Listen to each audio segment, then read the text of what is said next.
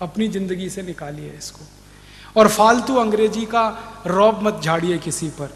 मुझे बहुत सारे लोग ऐसे मूर्ख मिलते हैं, वो अंग्रेजी में बात करते हैं, मराठी आती है फिर भी अंग्रेजी में बोलते हैं, हो Rajiv Dixit, she is my missus. मैं पूछता हूं really she is your Mrs?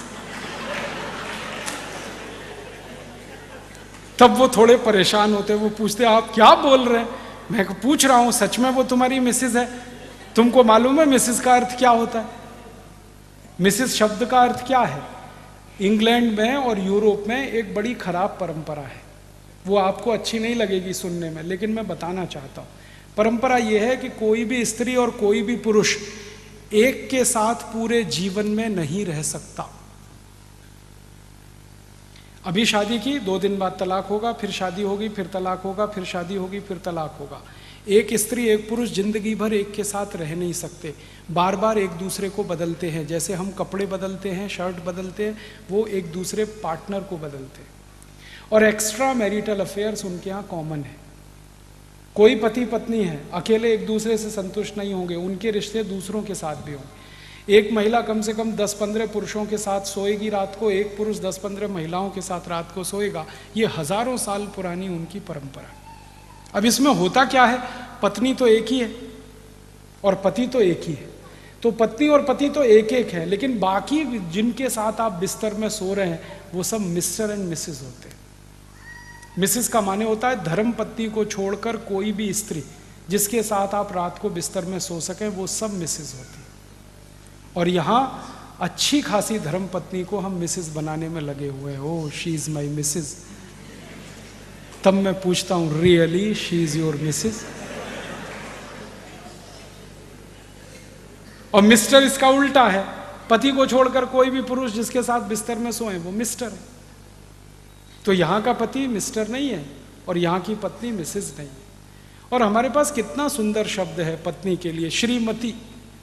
Shri माने लक्ष्मी, मति माने बुद्धि। सरस्वती और लक्ष्मी दोनों एक साथ, वो श्रीमती, वो मिसेस नहीं। आप मत बोलिए ये शब्द का, मिस्टर भी मत बोलिए। और सबसे खराब शब्द अंग्रेजी का है मैडम। हम अक्सर बोलते रहते हैं मैडम मैडम मैडम। मैडम जानते हैं कौन होती है?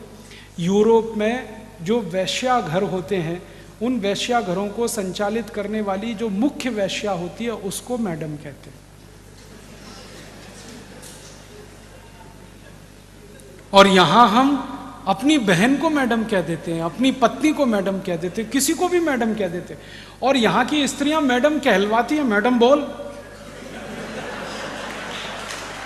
इतना दिमाग खराब है।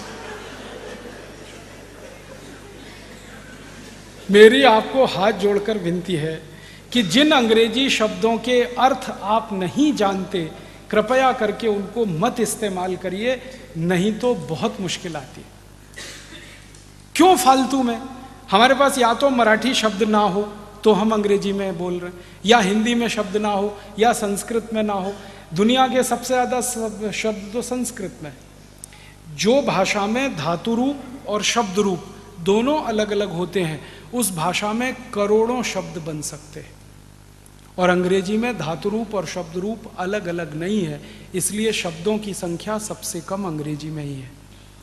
अंग्रेजी से अच्छी तो फ्रेंच है। फ्रेंच में धातु रूप अलग है, शब्द रूप अलग है। जैसे संस्कृत में है वैसे ही फ्रेंच में।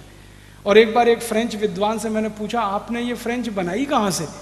शब्द रूप अलग, धातु रूप अलग। उन्होंने कहा संस्कृत की नकल करके। तो फ्रेंच संस्कृत से निकली, जर्मन संस्कृत में से निकली, तो हम संस्कृति क्यों ना सीखें फिर, जो सारी भाषाओं की माँ है? और उसको सीखें तो अपना साहित्य भी पढ़ पाएंगे। अपने ज्ञान का सारा भंडार संस्कृत में ही है। अगर उसको पढ़ना हो, ऋग्वेद पढ़ना हो, यथर्ववेद पढ़ना हो, सामवेद पढ़ना हो, यजुर्वेद पढ़ना हो, उपनिषद पढ़ने हो, सांख्य उपनिषद पढ़ना हो, छांदोग्य, कुछ भी पढ़ना है तो संस्कृत में ही संभव है। तो अपना ज्ञान जिस भाषा में प्रचंड है उस भाषा को सीखें, मातृभाषा को सीखें, राष्ट्रभाषा को सीखें। ये विदेशी भाषा का चक्कर खत्म करें।